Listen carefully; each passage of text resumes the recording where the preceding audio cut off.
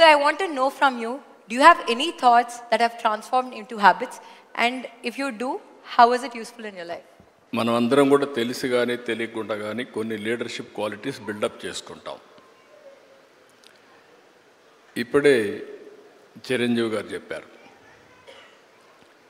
ఆయన లైఫ్లో ఒక అంబిషన్, అది ఒక సంకల్పం. ఆ సంకల్పమే నేను నటుడు కావాలి అనే సంకల్పం ఆయన మైండ్లో పడింది. అక్కడి నుంచి ఆయన జీవితంలో ఒక పాజిటివ్ మైండ్ సెట్ డెవలప్ చేసుకున్నాడు.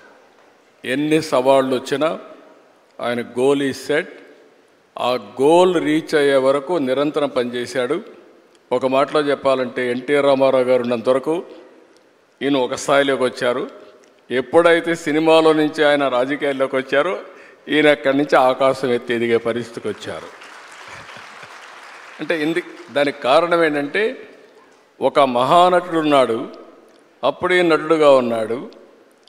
ఎన్టీఆర్ రామారావు గారు లేనప్పుడు చిరంజీవి గారి ఎవరి హీరోగా మహానటుడుగా తయారయ్యారంటే అది ఒక అవకాశం.